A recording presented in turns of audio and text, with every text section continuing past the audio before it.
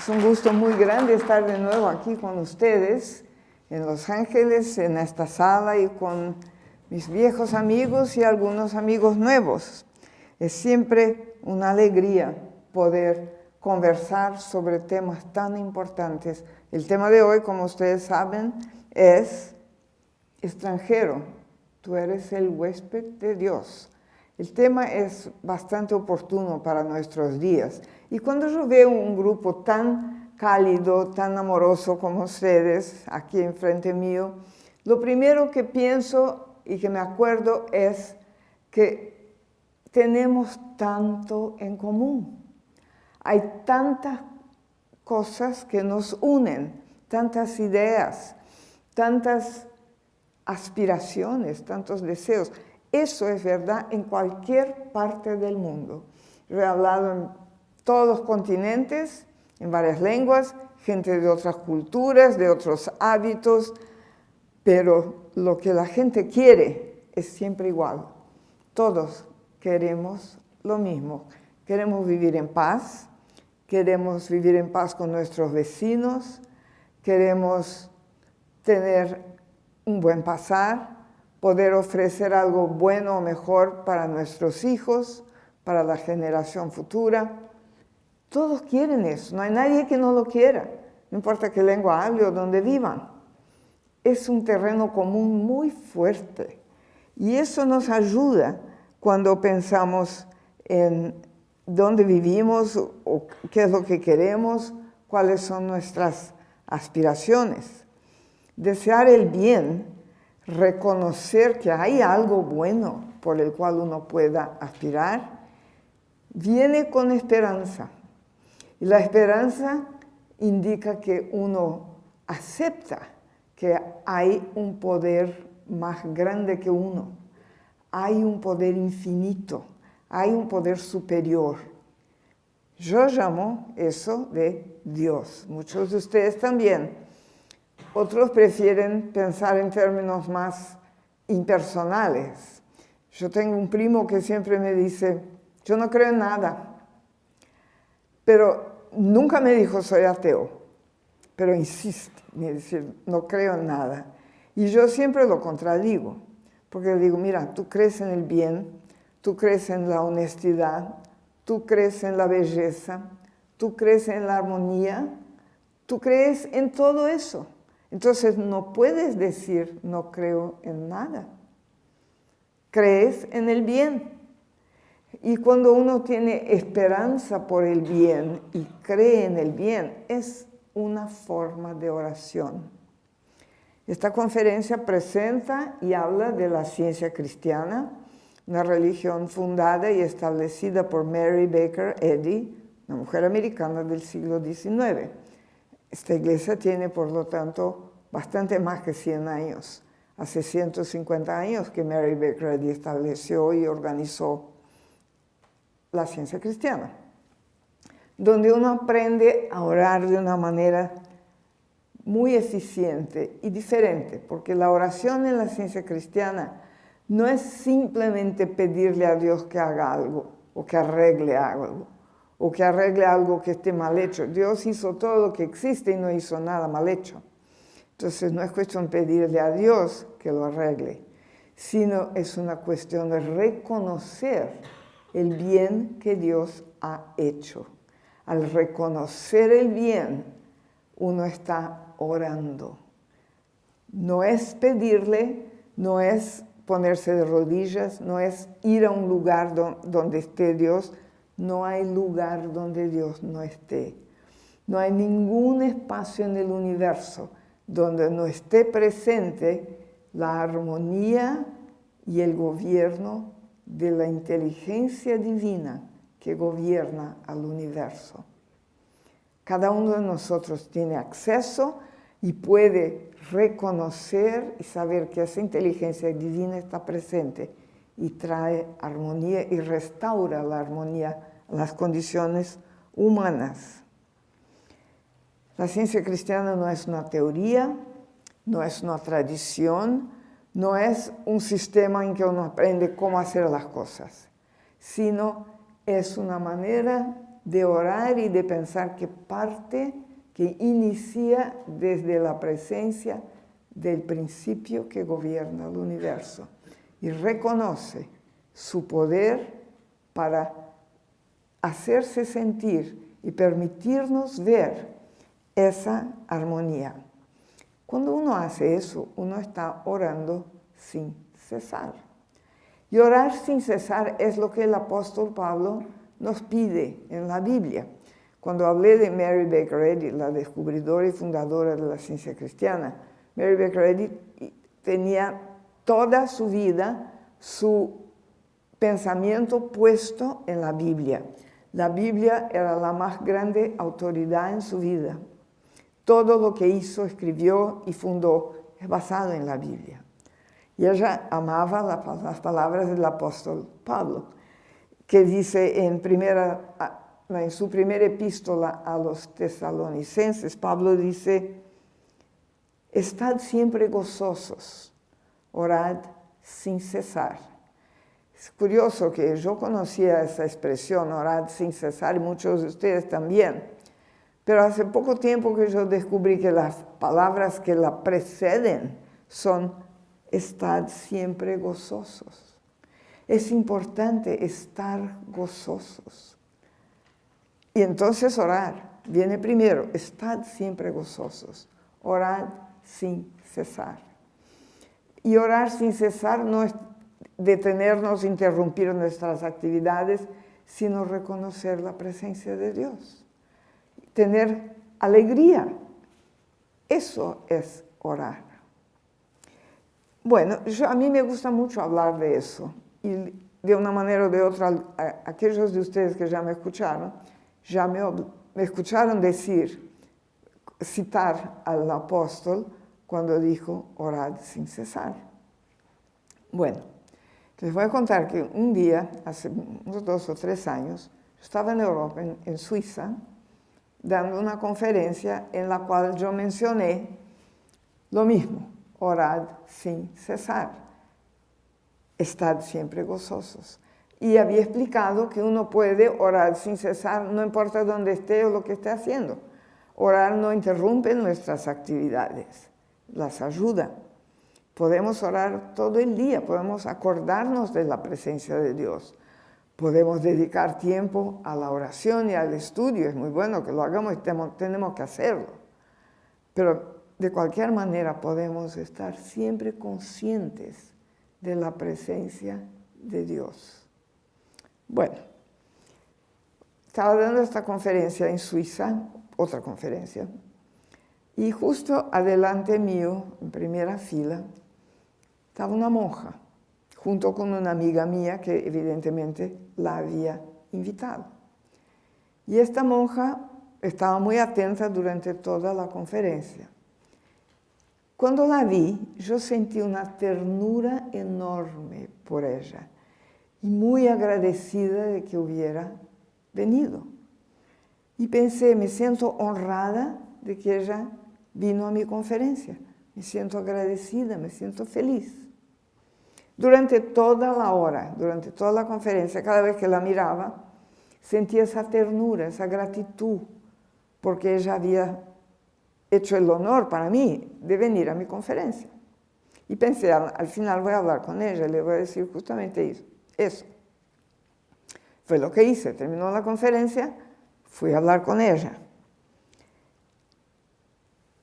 Y ella tenía lágrimas en los ojos, tomó mis 2 manos entre las suyas y me dijo: usted no se imagina cómo me ha ayudado, especialmente cuando usted mencionó las palabras de San Pablo: orad sin cesar.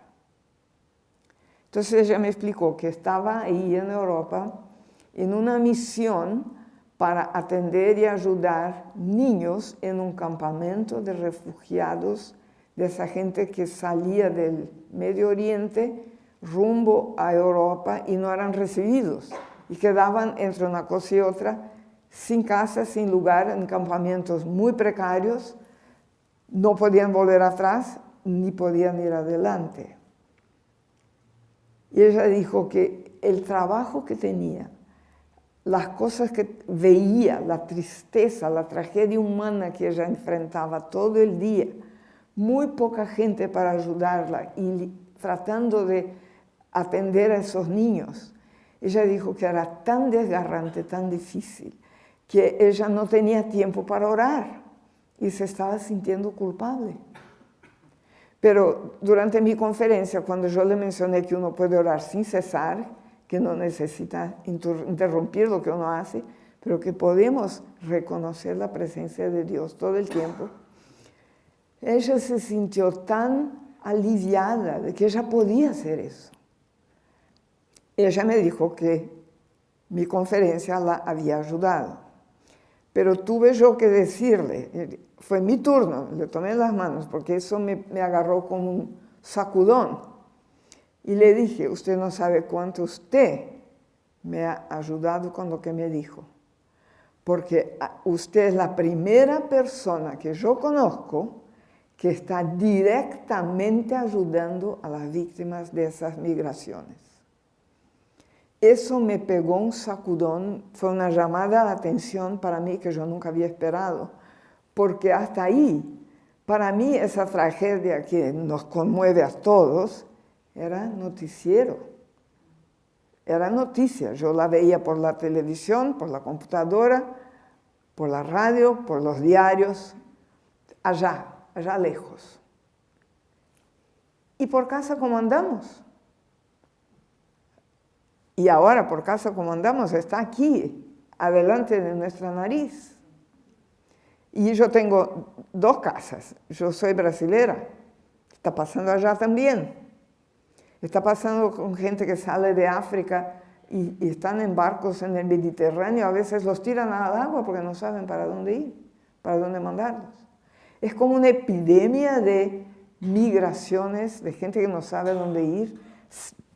Sale de su casa en condiciones trágicas, no es recibido en el lugar para donde va y queda que no puede ir ni para adelante ni para atrás. Sin casa, sin rumbo. Es muy feo, muy trágico, muy penoso ver eso. Y lo que me dijo la monja me pegó un sacudón porque yo pensé, no puedo decir que eso es noticiero para mí. No puedo decir está pasando allá con ellos. Está pasando en el mundo y todos, yo tengo la obligación de orar. No dejarle a otro eso. Yo tengo la obligación de orar para ese problema. Cada uno de nosotros tiene esa obligación. Y de ahí me vino la idea de escribir una conferencia para compartir con ustedes las ideas con las cuales yo estoy orando para resolver y ayudar esa tragedia humana, esa crisis humanitaria que estamos enfrentando en todos los continentes del mundo.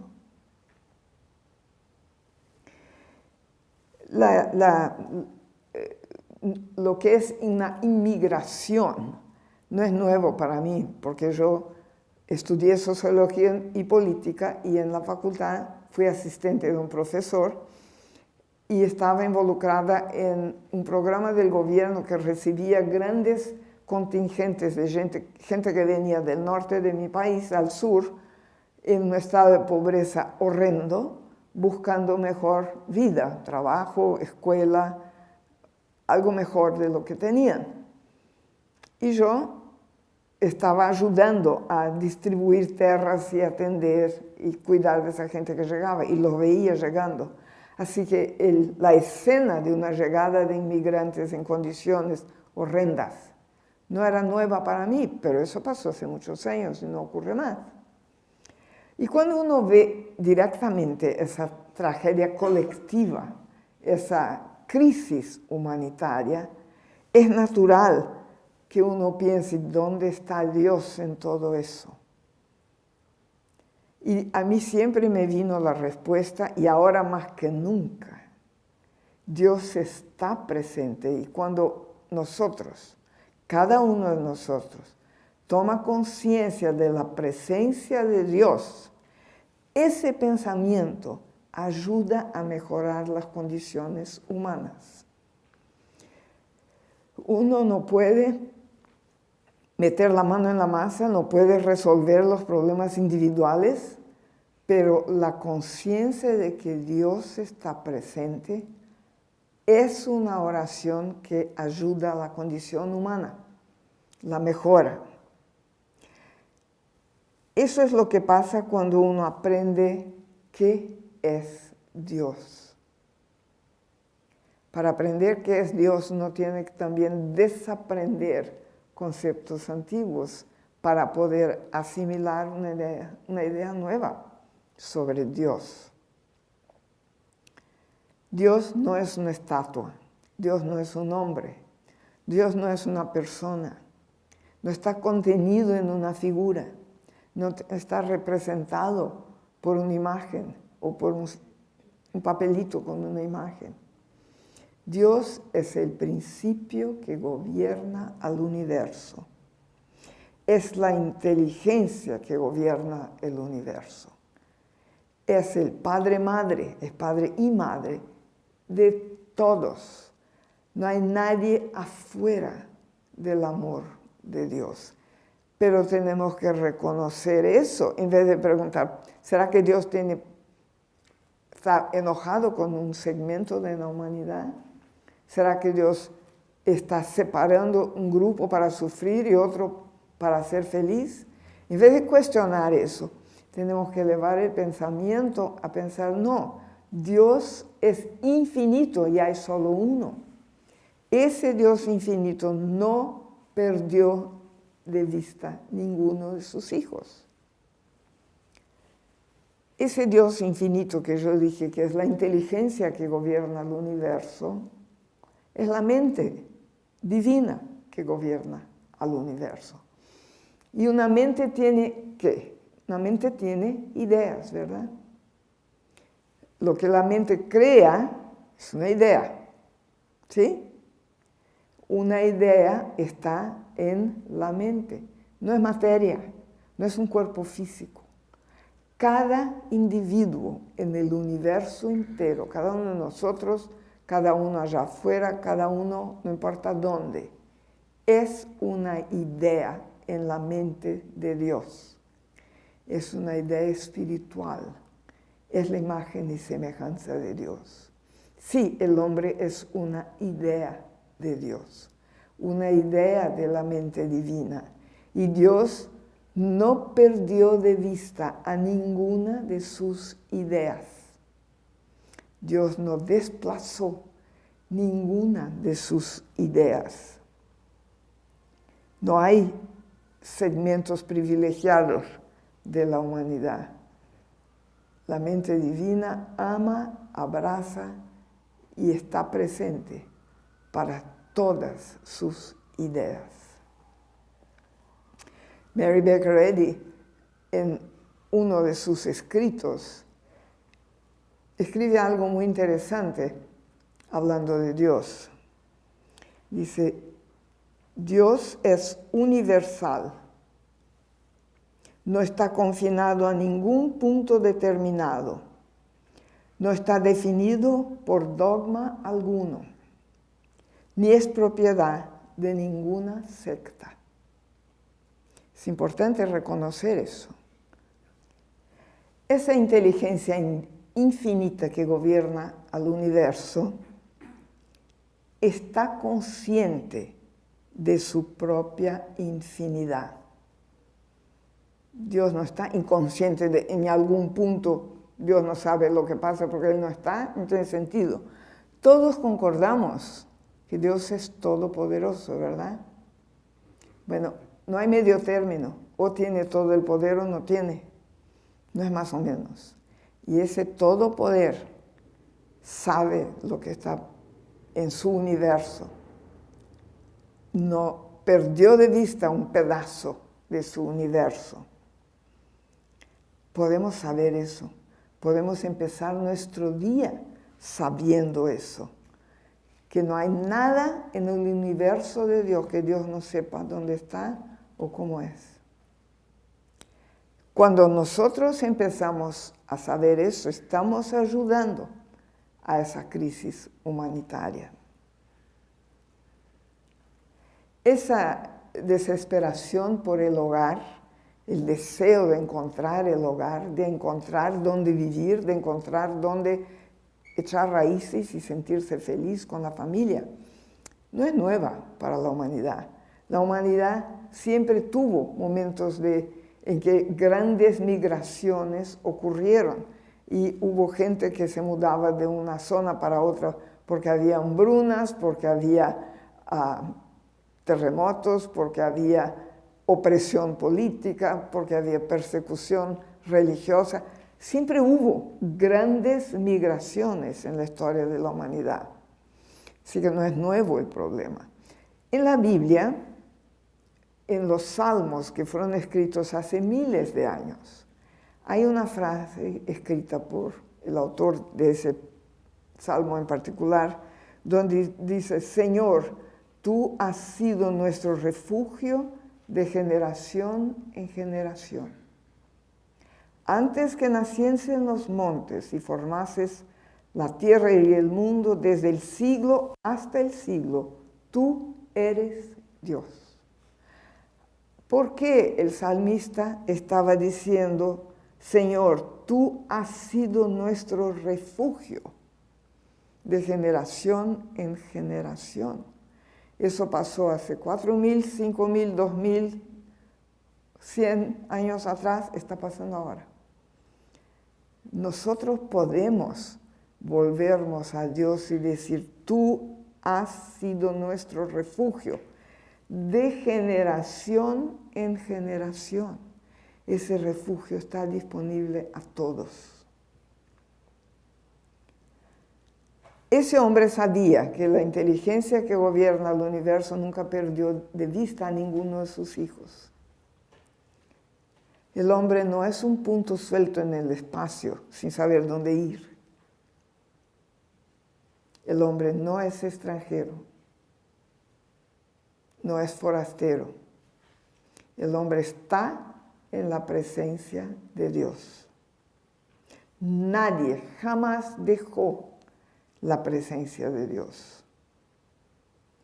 Pero esta situación de esas grandes migraciones, si pueden pasar por la frontera o no pueden, si pueden salir del Oriente Medio y entrar en Alemania o no, si pueden salir de Venezuela y entrar a Brasil o no, todo eso tiene un punto en común que no es bonito y que genera una controversia muy grande de naturaleza política.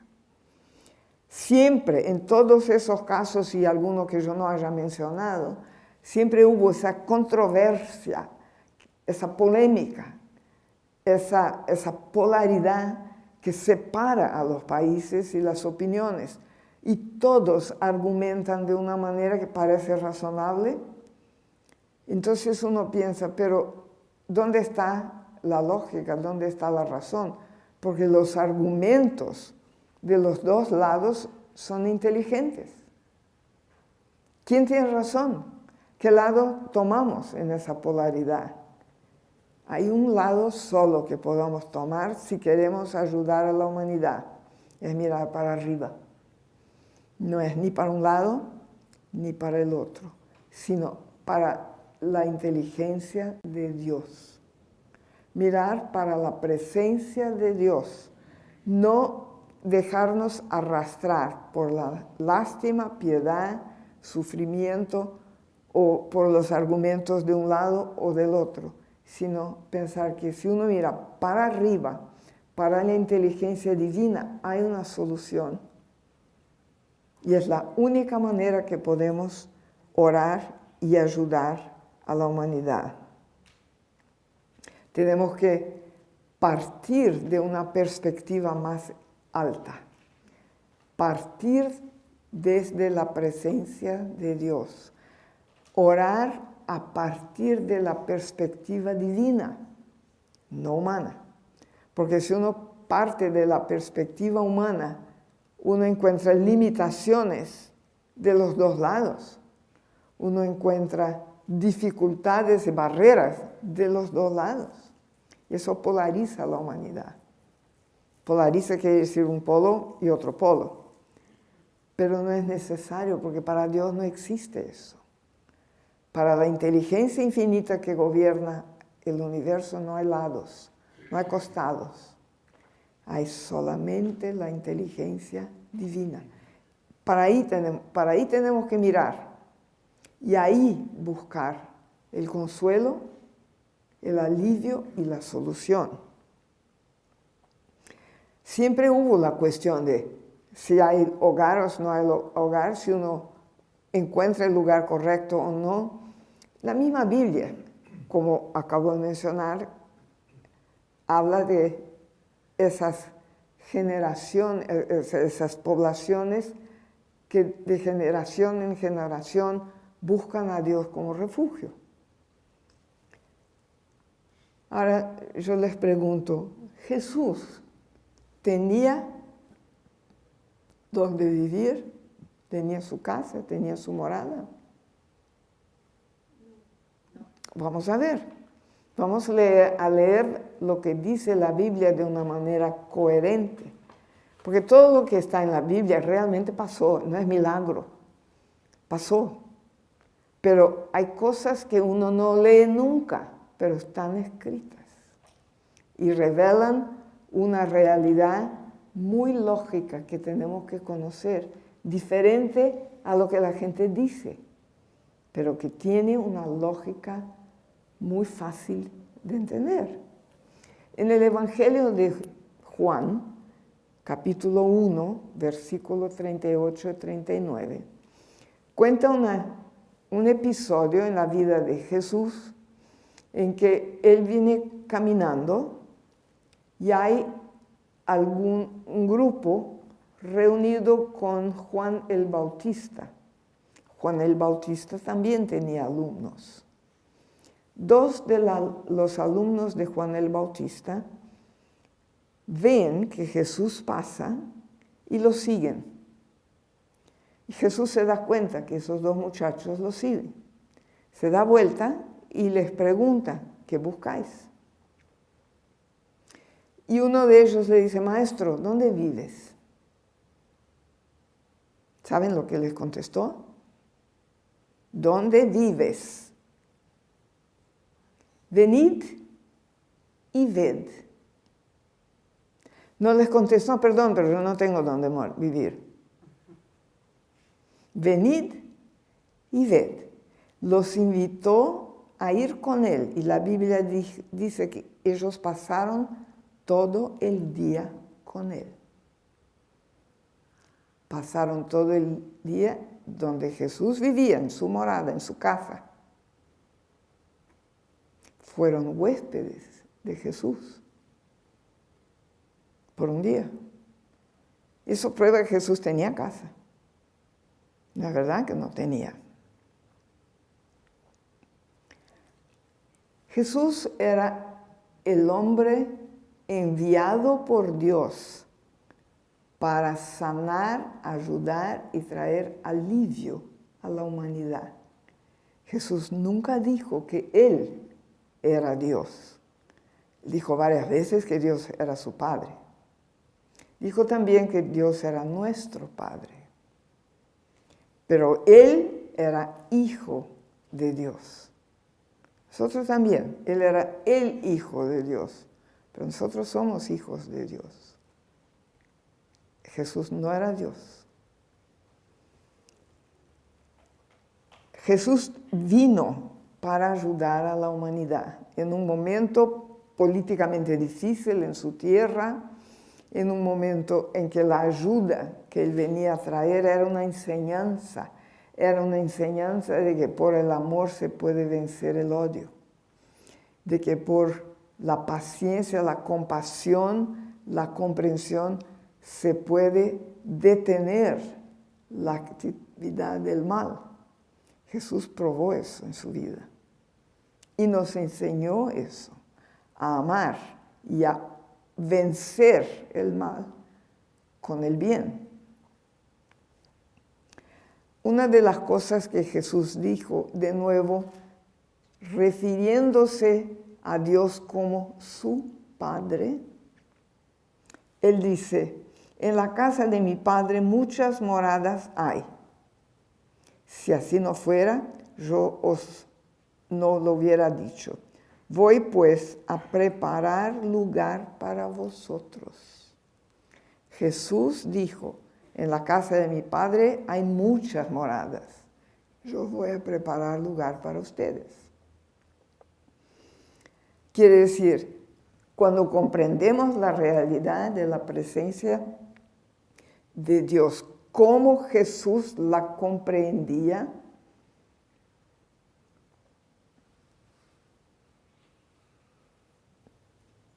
vemos que Jesús va adelante y nos prepara la comprensión de que hay lugar para todos. Eso no quiere decir literalmente que Jesús va ahí, te va a preparar una casa o conseguirte un apartamento, no es eso. Pero es la conciencia del amor infinito. Jesús tenía eso. Jesús era la manifestación más clara, fue la manifestación más clara y más visible del amor que Dios manifestó hacia la humanidad. Jesús hizo todo lo que hizo, enseñó y elevó a la humanidad a un pensamiento más correcto sobre Dios. Pero Jesús no está más aquí. Eso no quiere decir que lo que Él nos dio, lo que Él nos enseñó, no esté aquí.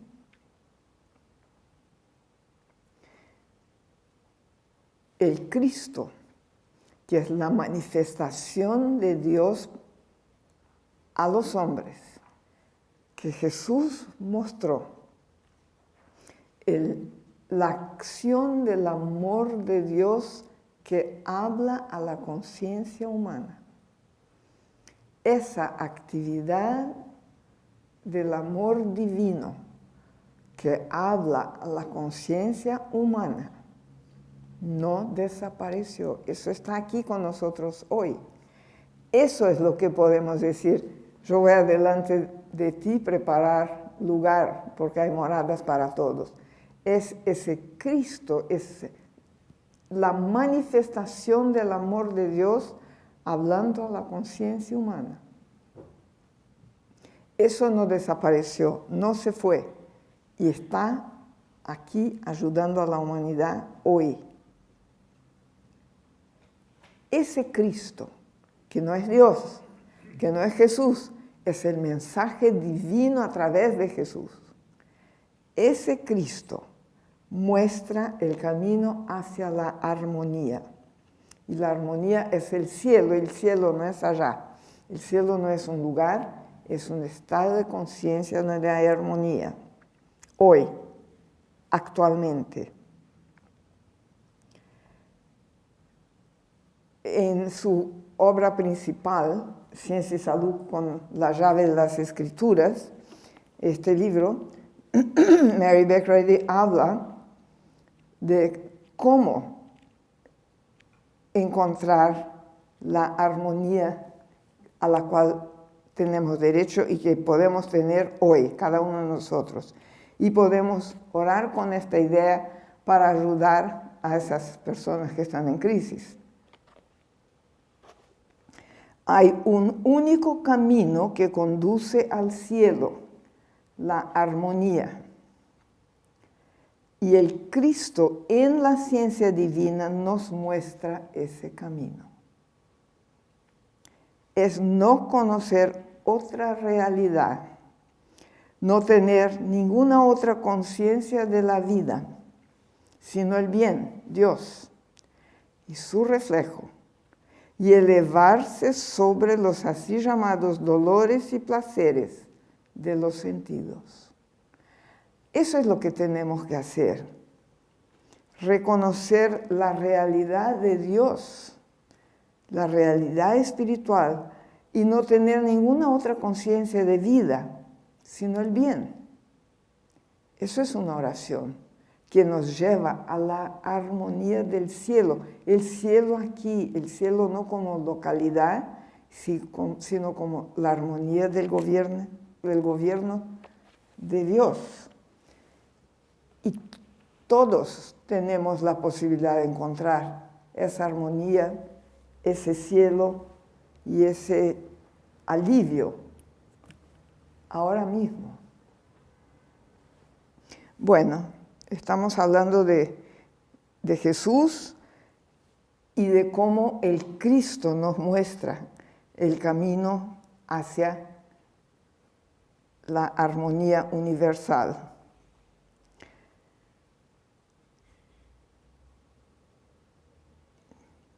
Tenemos que mirar para arriba, de otra perspectiva, otro razonamiento, cambiar la base de nuestro pensamiento.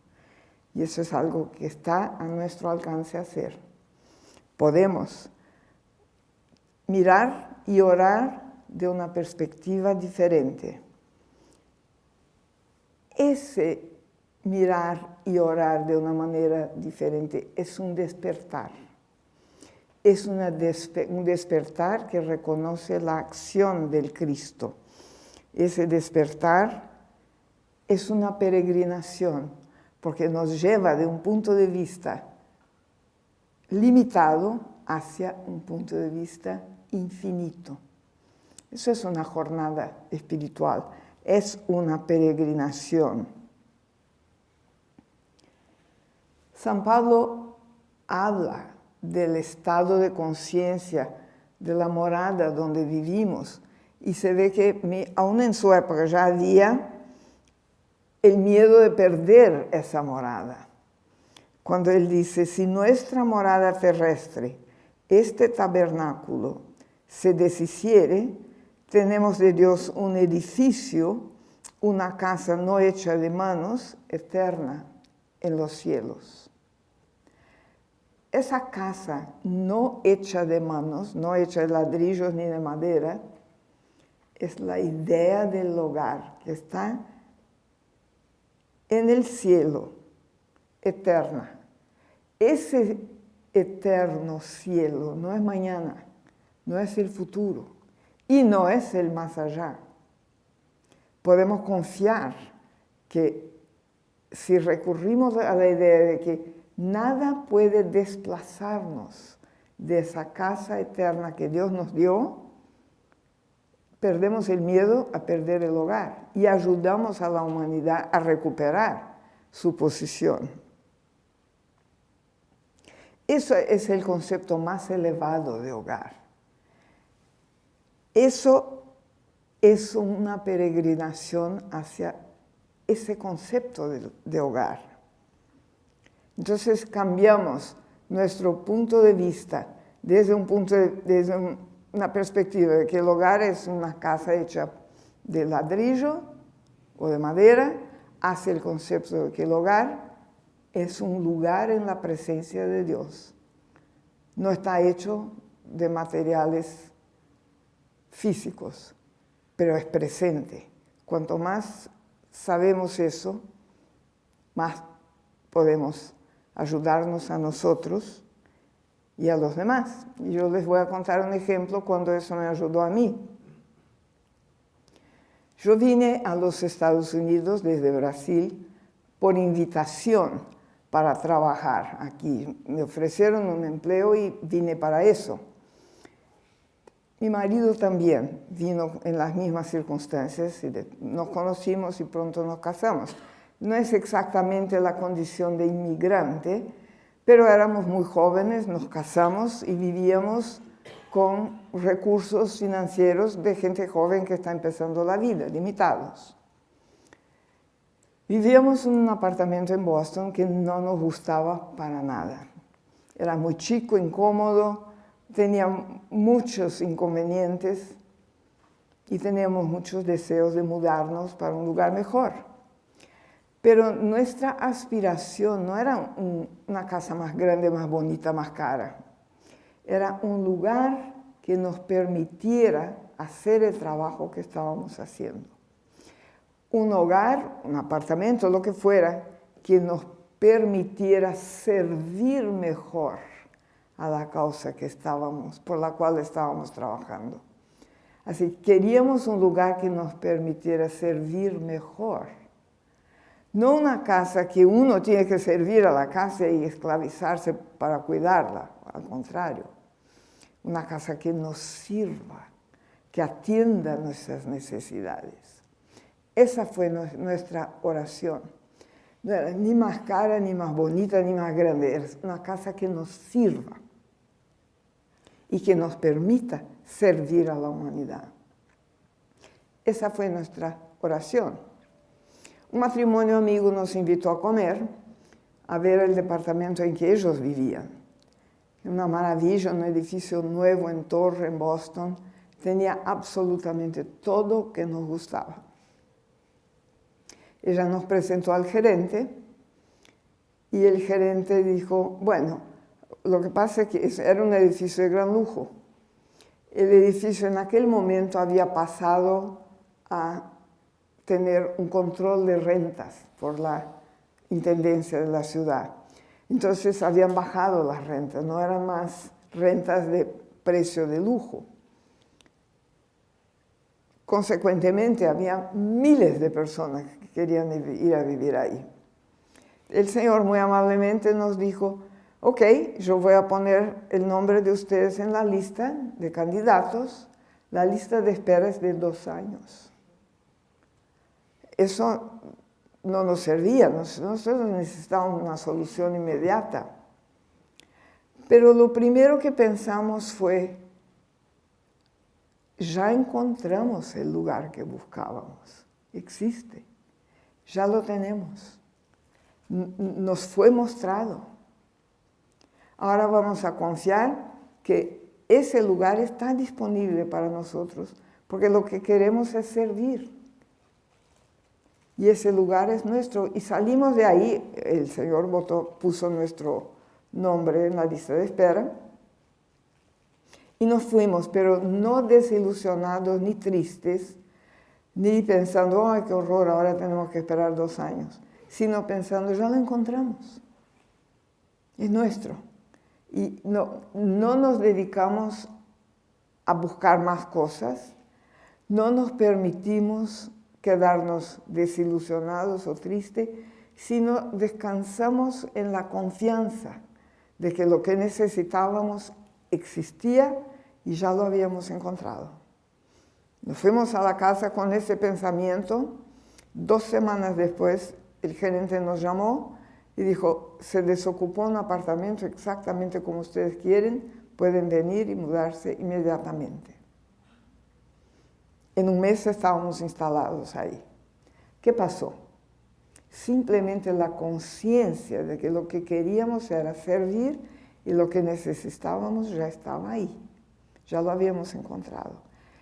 Eso es verdad para cada uno de ustedes y es verdad para cada una de las personas que aparentemente están sin saber dónde ir. ¿Podemos orar así? Para ellos, no solamente para nosotros, para ellos. Dios ya tiene un lugar preparado. Jesús dijo, yo voy a preparar un lugar para ustedes. Es una oración poderosa. Ya hablé que hay diferentes tipos de migraciones, ¿no? Generalmente por persecución, opresión, hambrunas, etc. Cuando el amor de Dios es reconocido en oración, la opresión se disuelve. Hay una migración en la historia que es interesante de notar. Fue una migración por motivos religiosos. Ocurrió en Inglaterra hacia los Estados Unidos en los años 1600. Un grupo de personas que no tenían libertad para adorar a Dios como querían y estaban sufriendo persecución cruel, religiosa, se fueron a Inglaterra y vinieron a los Estados Unidos. contrariamente a otros europeos que vinieron a América para sacar oro y plata y llevarse de vuelta más ricos. Esa migración fue de gente que vino con sus familias a quedarse, a establecerse en una tierra donde podían adorar a Dios con libertad. Es diferente el motivo. Ese es el origen de este país. Es el origen de los Estados Unidos. Gente que vino a adorar a Dios sin sufrir persecución religiosa. Dio origen a un país que fue el primero que dio a su población derechos de libertad de palabra, de religión y de prenda.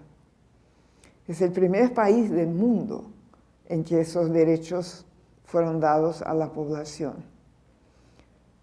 Unos 100 años después de esa colonización, ese país se hizo independiente, más de 100 años. Y la independencia también obedeció a un criterio de libertad individual, de respeto al individuo, de honrar la integridad del ciudadano. No es de sorprender que entre los descendientes de esa migración, 200 años más tarde, surge una persona que va a traer una nueva dimensión de libertad a la oración. Esa persona es Mary Baker Eddy. Ella era descendiente de esa gente. Aparece 200 años después, fiel como ellos a la Biblia. Y encuentra en la Biblia el amor, la compasión y la curación. Ella fue creada en una atmósfera protestante austera, con una teoría de que Dios castiga y que si uno no es elegido por Dios a ser feliz o desobedece a Dios, no puede ser feliz y no puede encontrar la libertad. Ella fue educada bajo esa enseñanza tan estricta del castigo de Dios. Eso no desapareció totalmente de la humanidad, ¿verdad? Todavía hay mucha gente que tiene miedo al castigo de Dios. Mary Baker Eddy tuvo el coraje moral de decir a sus padres y a la autoridad de su iglesia en aquella época que no aceptaba esa enseñanza. Fue muy difícil para una niña que quería ser obediente, que quería cumplir con la enseñanza de sus padres, con la religión de sus padres, estar en desacuerdo, que Dios castiga, que Dios causa sufrimiento y que algunas personas son elegidas por Dios para sufrir y otras para ser felices. Ella no podía aceptar lo que no tenía sentido, no podía aceptar lo que no entendía. Cuando era adolescente, llegó el momento en que ella quería hacerse miembro de la iglesia de sus padres. En aquella época se llamaba la iglesia congregacional. Congregacional, está bien. Quiso ser miembro, hacerse miembro. Y cuando uno se hace miembro de una iglesia, te preguntan si estás de acuerdo con esto, crees en esto, crees en otro, estás de acuerdo. Cuando llegó su turno de tener esa entrevista, ella fue muy franca con el pastor y dijo: yo no acepto eso, quiero ser miembro, quiero unirme a la iglesia de mis padres, pero no acepto esa idea. Su insistencia fue tan honesta, tan sincera. El pastor se dio cuenta que había tanto sentido espiritual en esa niña, que la aceptó como miembro, con su protesta.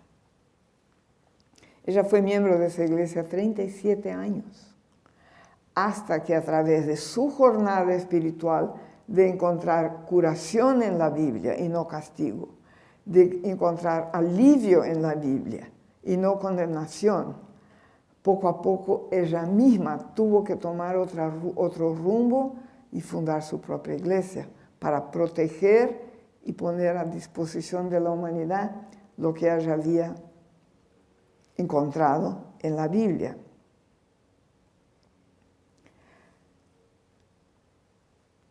Para ella eso fue una peregrinación hacia una comprensión mejor de Dios, de nuevo. Y fue también una peregrinación hacia el hogar.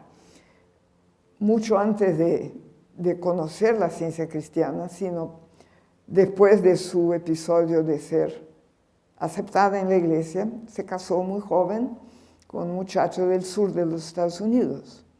Se fue a vivir al sur y se encontró con una sociedad donde ella era una extraña. Se encontró en una sociedad donde había esclavitud negra. Eso no había en el norte de los Estados Unidos.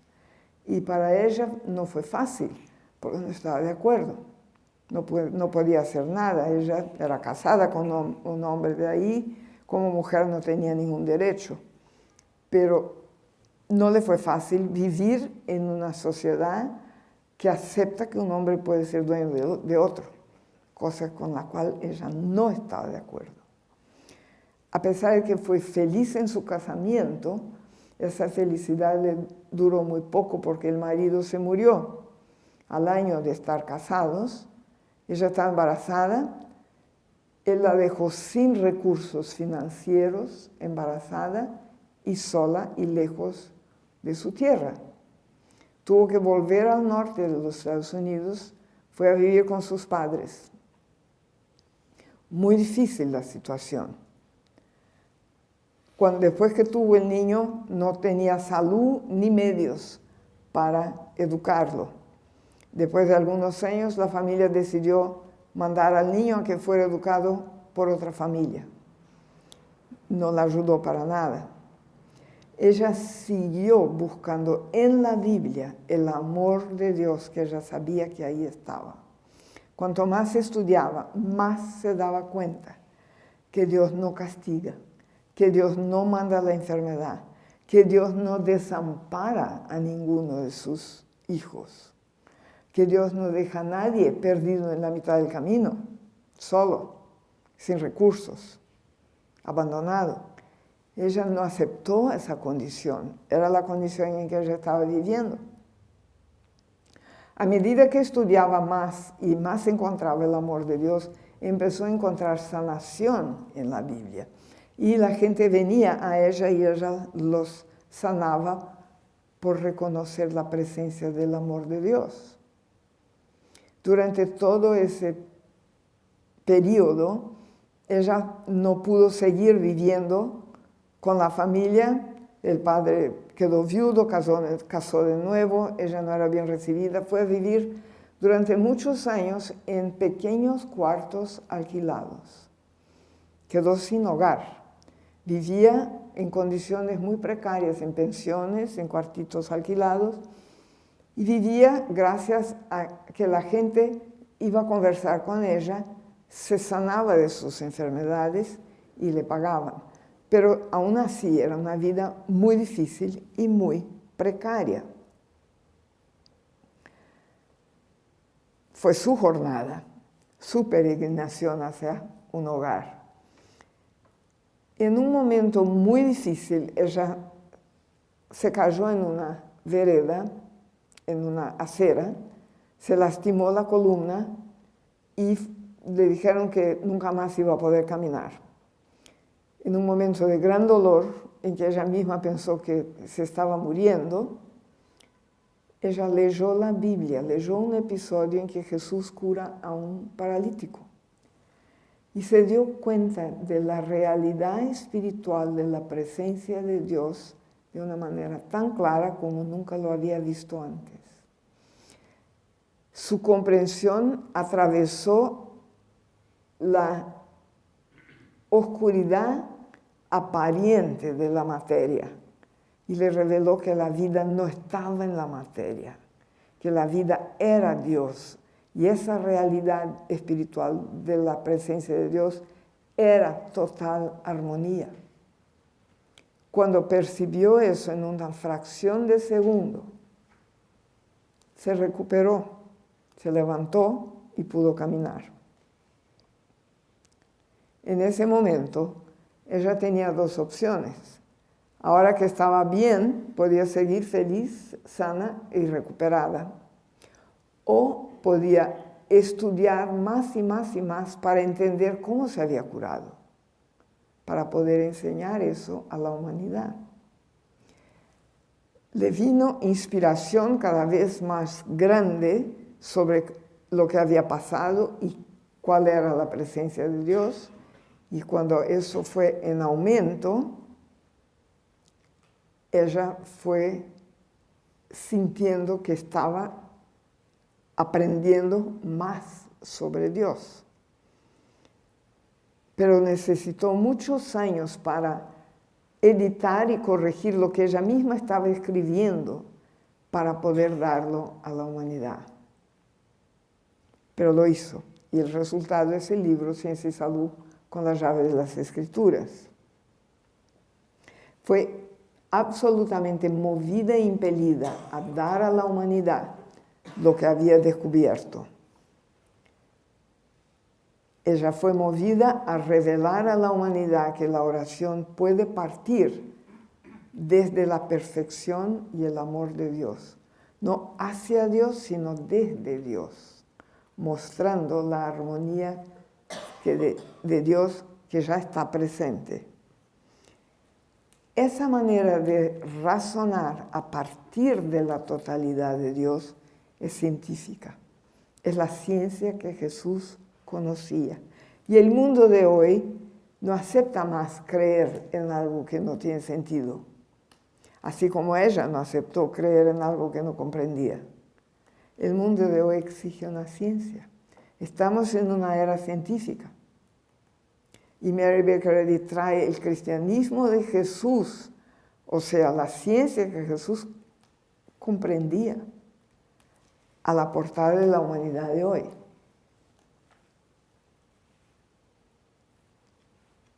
La Biblia presenta eso si la leemos con inspiración.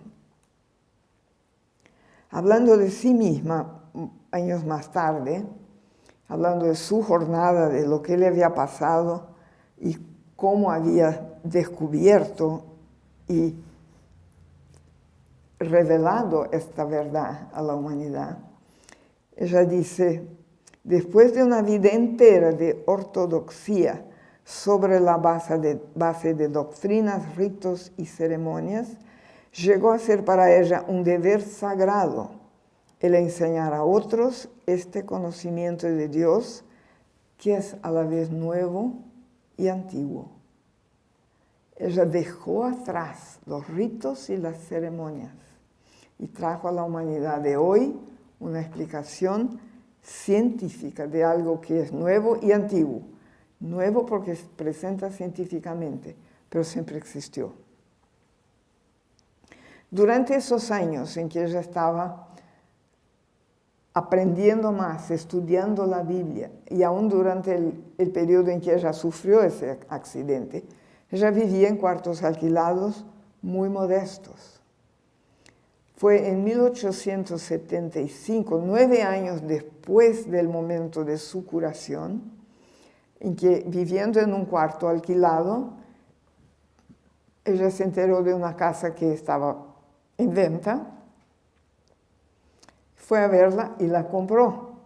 Una mujer sola, que no era dueña de muchos recursos, logró comprar una casa, logró conseguir un préstamo bancario y pagarlo en 2 años, en 1875. No es fácil para una mujer sola comprarse una casa hoy. Ella lo hizo y la pagó. No fue ningún milagro, ella trabajó mucho, la gente seguía curándose cuando la venía a ver, alquiló algunos de los cuartos de la casa y con eso pagó su casa. Y después de ese momento nunca más tuvo dificultad en comprarse una casa linda para vivir y para ofrecer a la gente que trabajaba con ella. Años más tarde compró una casa muy bonita en Boston y mandó achicar los cuartos que le pertenecían, porque ella se sentía más cómoda en condiciones más modestas. Años más tarde ella escribió esto: el hogar no es un lugar, es una fuerza. Dijo también, llegamos al hogar cuando llegamos a la plena comprensión de Dios. Eso es lo que yo los invito a hacer, comprender mejor a Dios a partir del punto de vista de la armonía presente de Dios. Eso es posible ahora.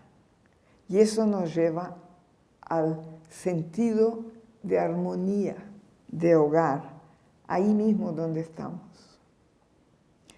Ahora, Mary Baker Eddy es una mujer americana, nacida, criada en los Estados Unidos, que respiró los años de independencia de los Estados Unidos cuando era niña.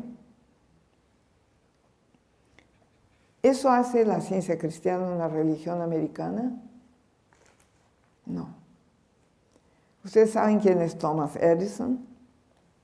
El hombre que inventó la bombita eléctrica. Era americano, era un científico americano que hablaba inglés como todos. Y descubrió los principios de la electricidad que permiten construir la bombita eléctrica. ¿Por qué no había luz eléctrica antes de él? ¿Por qué no había luz eléctrica hace 200 años o 1000 años?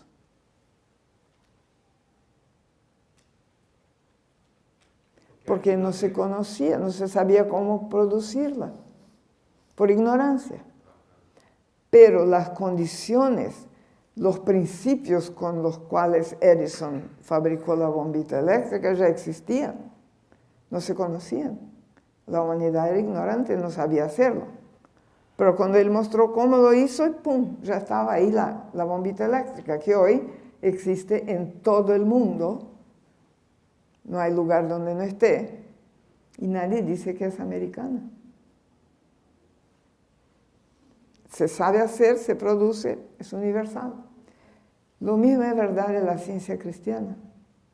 Mary Baker Eddy es americana, pero ella descubrió las leyes que Jesús conocía de la curación espiritual y de la presencia de Dios. Trajo eso a la humanidad de hoy. Y existe en todo el mundo y se puede practicar en todo el mundo. La ciencia cristiana existe en todo el mundo. No es americana. Cuando uno la entiende, uno la pone en práctica.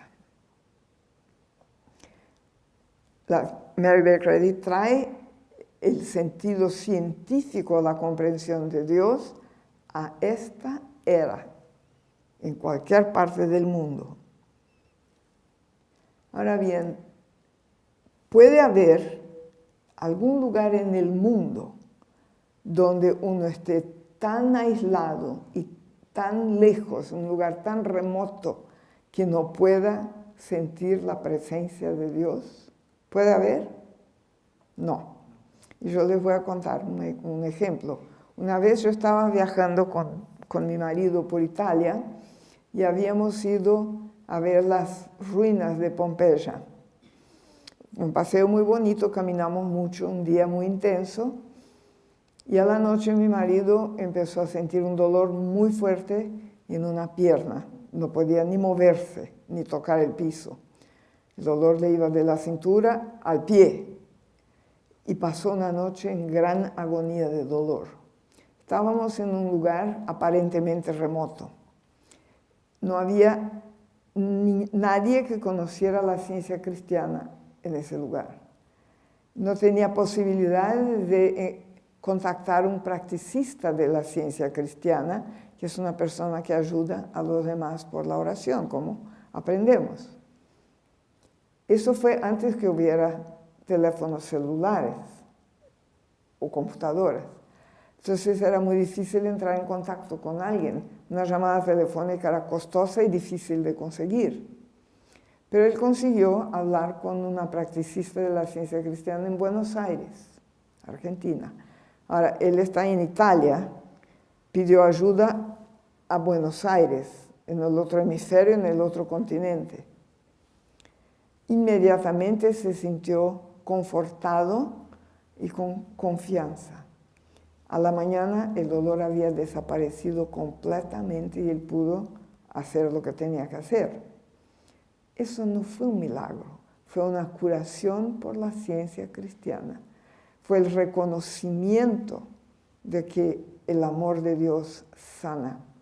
Lo que la practicista le recomendó fue que él partiera del punto de vista de que no estaba en un lugar remoto, que no hay nada lejos de Dios, que él no estaba fuera del alcance del amor de Dios y que la presencia de Dios es armonía. Ese reconocimiento restaura la salud, que fue lo que le pasó a él. Y le puede pasar a cualquiera de nosotros. Nadie está demasiado lejos de Dios. Nadie está fuera de la presencia de Dios. Dios no es remoto. Dios es una presencia de armonía aquí y ahora, y el hecho de que nosotros lo sepamos puede ayudar a la gente que necesite ese pensamiento. Aunque no conozcamos personas, puede ayudar a todos. No todos estamos envueltos en ayudar a esas personas que son víctimas de las crisis humanitarias que enfrentamos actualmente. Aquella pregunta antigua que los dos muchachos le hicieron a Jesús y que yo conté al comienzo, ¿se acuerdan? Maestro, ¿dónde vives? Esos dos muchachos se la preguntaron a Jesús.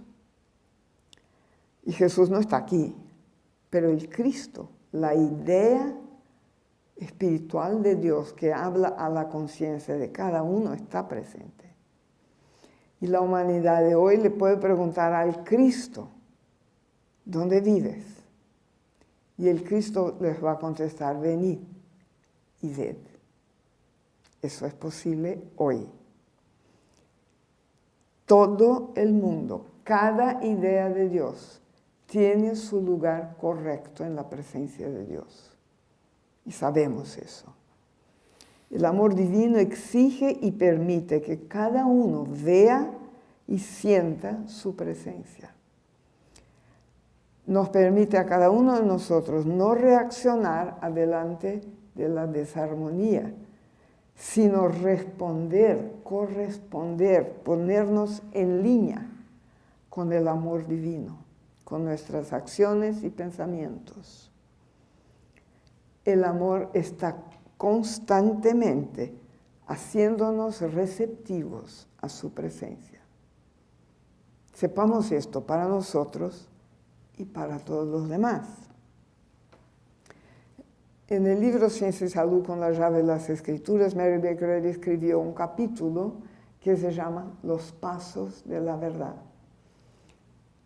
Ella termina ese capítulo con dos frases que me gustaría utilizar para terminar esta conferencia.